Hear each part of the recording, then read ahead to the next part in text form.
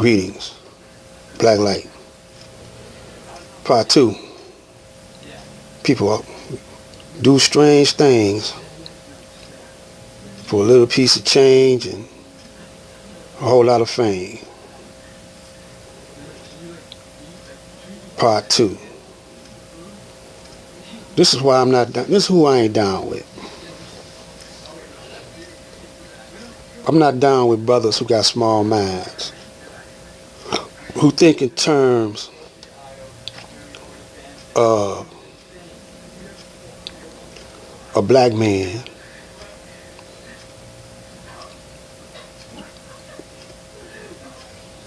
just in the Americas, just a black man owning the Americas, or just a black man owning Africa. I'm down with those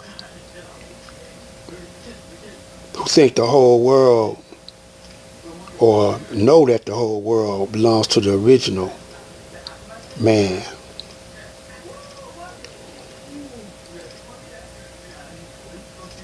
And we can prove it. The white men that proved it for us. The Caucasian that proved it for us. If I say white, y'all know who I'm talking about. If I say Caucasian, y'all know who I'm talking about. If I say Esau, y'all know who I'm talking about. If I say the devil, y'all know who I'm talking about. If I say Satan, y'all know who I'm talking about. Each of us got our pet terms, what we want to call them. If I say black man, y'all know who I'm talking about. If I say Negro, y'all still know what I'm talking about. If I say African American, y'all know what I'm talking about. Y'all get hung up on that stuff, small stuff, man. What you call yourself. That ain't got nothing to do with the way you think. Because we out our culture, period. We out our culture, period, man. When the Caucasians started conquering the planet, he imposed his culture on ours. His way of doing things, his way of thinking, you know. And y'all say, well, he took it from us. He took what he took from us. What he did was he reversed it.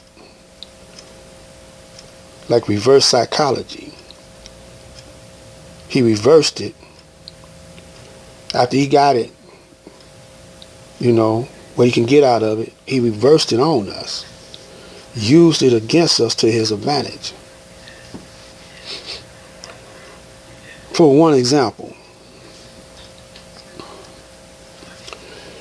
let's take this modern news story of Jesse Smollett. We still don't know why a brother would blow his career, blow his freedom, and make up something stupid. They say it's because of salary. And he left too much evidence, you know. They say he planned this thing out. He didn't plan the thing out.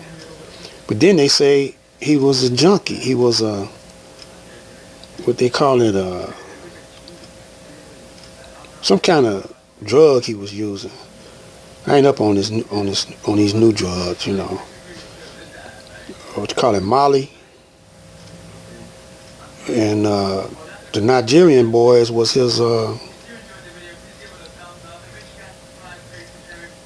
suppliers. Plus, they didn't want to say they was freaking, you know, but they probably got something to do with it. But anytime you get into the Hollywood scene, man, you become an agent anyway. See, because Hollywood and the music industry, they could sway the minds of the youth and the general population's thought through movies and television and mind control, and music. And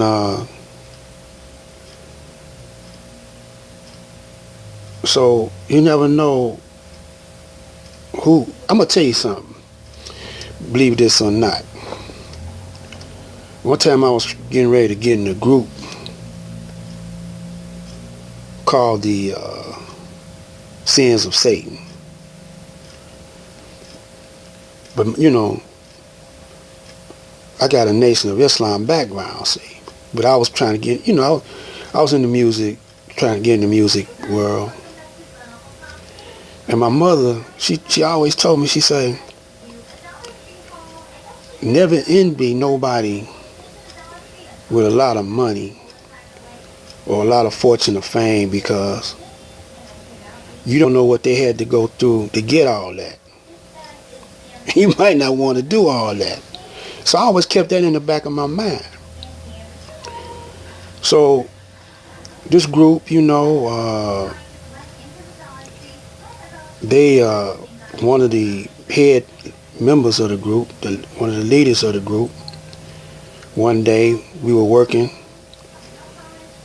and he say, yeah, what you gonna do when Washington call you out the clear blue sky? I don't know why he said it, but he could tell by my name, what I was about, and by my actions, and he said, I said to him, he said, if they invite you to the White House, what you gonna do? I said, I don't care who invited me. I don't have to go if I don't want to. I said, I don't care who it is, the President of the United States, man. That's how my mother raised me. My father bowed down to no one, In some ways, they didn't take their own advice, but I always struggle with that too. I see them bowing down, but they would tell me not to. And I told him I ain't going. So he said, his reply was, I bet you will. But it ended up them changing their name from Sins of Satan to Round Trip. To Round Trip. See, they was in a stable of Al Perkins, of the who had a group called Al Hudson in One Way, very popular group here in the Metro Detroit area. But I never did go all the way with them because somebody came in and shot Al Perkins in the head, and that ended my rapport, with the rest of them.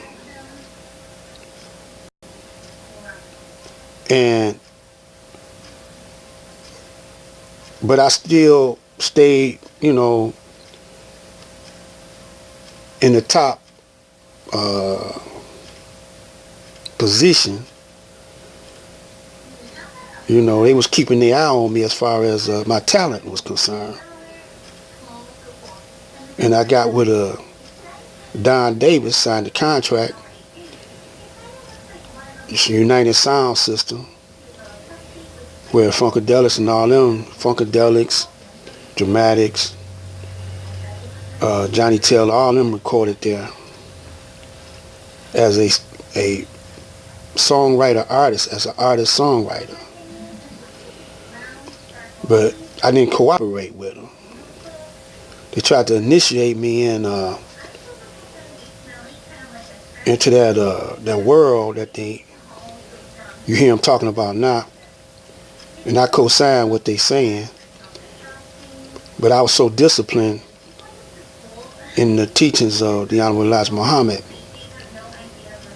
that I didn't bite that apple that they was trying to give me. They got mad and kicked me out. At first I was kind of hurt, But I said, no, it wasn't meant for me to do it like that, you know. So I laid back. Then I started thinking all the things, the reason why, I shouldn't get rid of them. So one day it was called to my attention that Seagram's Gin, owned a whole lot of record companies. Seagram's Gin.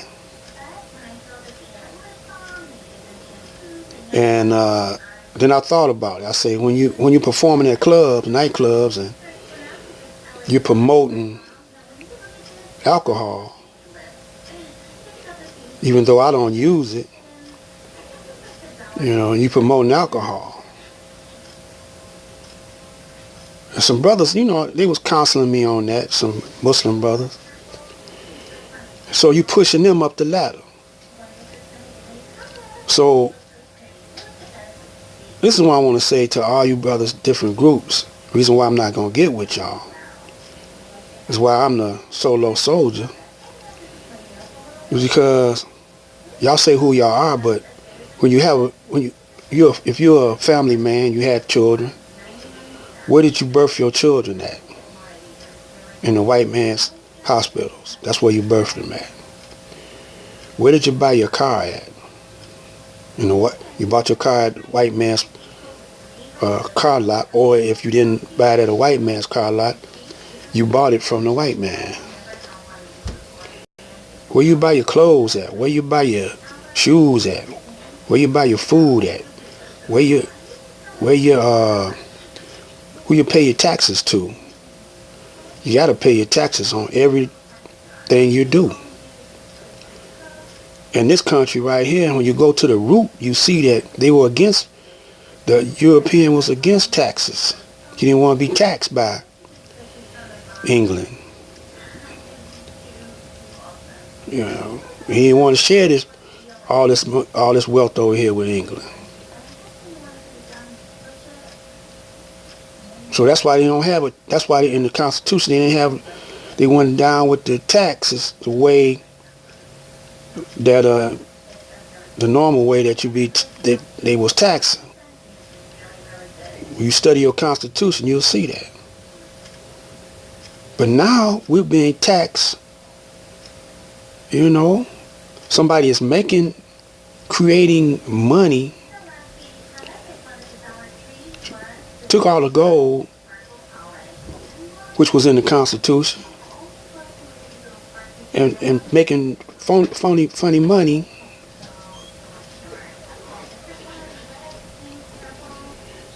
And y'all be talking, how you gonna expect Esau to fall if you paying taxes? I don't care what you pay taxes on. You got your 501c3. So say you ain't going that way. But when you buy your gasoline, you pay taxes. When you buy your groceries, you pay taxes. Get your driver's license, that's a tax. So you avoid that. But when you buy your car, a tax. When you get insurance to drive your car, tax. Or any kind of insurance is a tax. When you get license, any kind of license, it's a tax. It's a tax. So you talk about the Caucasian, but we got to go to him for everything we need, and all y'all doing is talking, man. So I came to this conclusion, man. When we start locking down our blocks, cleaning up our neighborhoods, living off the land where we at, circulating that dollar within our community, then use that money against the Caucasian. instead of being consumers and giving him all our cash.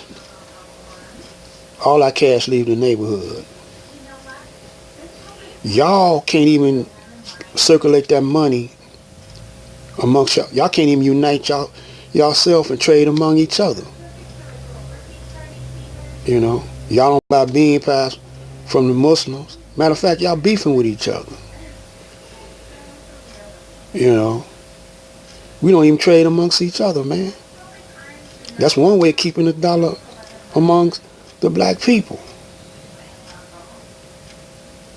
We give our money to y'all preachers and teachers, and y'all give y'all money right back to the white man. Black light.